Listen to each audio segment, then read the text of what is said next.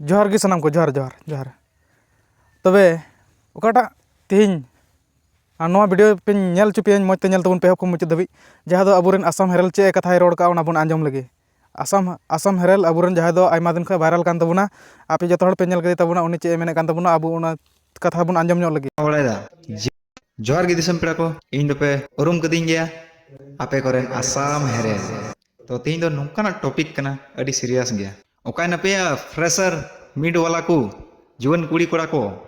चे नवा दो जेत लगी दो वीडियो दो बापे बनावे तबुना से खाली नवा दो आपे दो एंजॉय लगी पे बिना बड़ायदा जेत लगी थोड़ा गान दो बिना तबुन पे नुकु को मिना को ताबुना चे नुकु दो जाति रिया दो गरज दुलर दो बनुत तकुआ नितगी फ्रेशर मिट हुई लेन खान जो हड़ा फेसबुक आईडी रेम नेला अपलोड बड़ा का को आ नितो दो आसाम रे जोतोवा बाडाय काते हो चे जहाना दो बकु चिका दाड़े कान तबुना आपे गे कमेंट रे लय तबुन पे और बांखान नुकु तिना मिना कोआ से तिना पे फॉलो बड़ा का पा जोतो अनफॉलो चबा को पे इ मिता पे गना जेत रिया लड़ाई कान तबुना तो इन मारांग मारांग क्रिएटर को मिना कोआ एक्टर को मिना कोता बुना लटू लटू तबे नुकु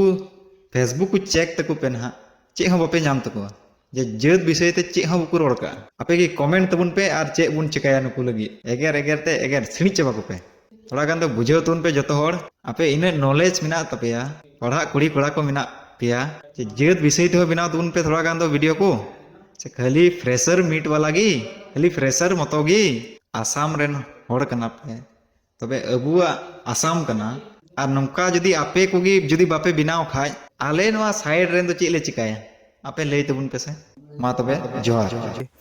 जे आबू आसाम रे लगी जहाँ दो नितो चे परिस्थिति रे मेना और ओना लगी जहाँ दो नितो जुवन कोड़ा कुड़ी को उका चाबाय नकु हाँ से बांग को उका चाबाय नकु नितो न जे अबू एसटी लगित ते मता में अबू एटा जात को विरोधे बना को और नितो अबुरन उनको जहाँ दो जुवन कुड़ी कोड़ा उकाय नकु या हाँ उकायन तबुन को बिल्कुल गे बनू को तो नितो दो आदो उनका बांग हुयो जुड़ा चेदा से मिमिट प्रोग्राम करे अबू जतो हर मता में अबू मिमिट प्रोग्राम को उनका जाना फ्रेशर्स मीट को उनका जहाना बन हो चिया उन रे दो मता में जुवन कोड़ा कुड़ी और मता में अबू कोड़ा कुड़ी को जहाँ को अड़ी आयमा संगे जरवा कते और उनका फेसबुक रे से उनका सोशल मीडिया मिटन अको मिटन प्लेटफॉर्म रे सोशल मीडिया को मता में फेसबुक को माने रील्स वीडियो नेल तको से माने बोले उनकाना गे ओना को दोहय दको काजकते तो नवा दो अबू जात रे विषय कना अबू जात रे विषय कना थोड़ा गान दो गरज तुलड़ हुयु जरूरा तो उनका गे अबू नितो को विरोध बना को हड़ को आदो अबू चेदा से अबू माया गरज दुलड़ बुझाव जरूरा नितो दो बुझाव से खाली फ्रेशर्स मीट कते बांग हुआ चेदा से अब जात लगे हम जो हड़ ओड़ा खन बन उडोगो बन जुवन कोड़ा कुड़ी को ओलो पढ़ा कान तबुन पे जो हड़ बन उडोगो और नवा विषय रे आपे वीडियो को बनाव तबुन पे नितो दो सोशल मीडिया जुग कना तो डिजिटल जुग कना नितो दो वीडियो बनाव तबुन पे आपे हो चेद लेका उनको एटा जात मेता में बड़ो जात ako वीडियो बनाव कते अबू मिटन में समय दो नौका को रोड दा माने अबू अड्डी अंते में अबू लतार को दोहे बना रोड कते उनका लतार को रोडे बना तो अबू हो चे अबू हो उनका गे aku चेलका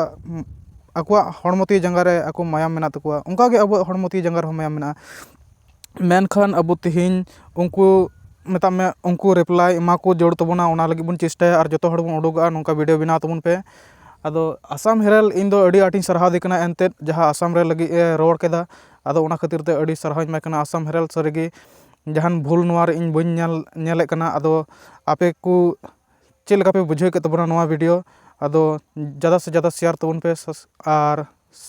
शेयर तबुन पे ज़्यादा से ज़्यादा चेदा से जो हर ठेन नोआ वीडियो सेटेर रे दरकार मेना चेदा से नितो बन नेला परिस्थिति अड़ी गे खराब कना और जहाँ लेका अबुरन संगठन एमान तेया को मेना को मता में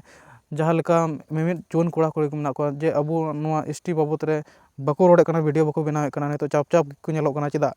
चेद लेका बड़ो जत को अड़ी कुरुमुटो कते जो जुवन कुड़ी कोड़ा को मिलाव कते मता में इष्ट अबू विरोध रे को छुटाव कना और अबू उनका जांगे दाराम लगे अबूरन हड़ नितो ओका से पे बोलो आट चबाइन तबुना चेद लेका मिमित ऑक्ते करे फ्रेशर्स पे मना तबुन तहना फ्रेशर्स मीट को पे हुई ची तहना उनका गे नितो आपे जुवन कोड़ा कुड़ी नोआ बाबत रे रोड रोड एमा को तबुन पे नोआ मिटन आले पाहटा से खन से नौकाना मिटन मैसेज आले बनाव लगी से ते लय बड़ा चुपे लगे ते आले बाध्य कते नोआ वीडियो ले बनावे कना आदो मा अनखान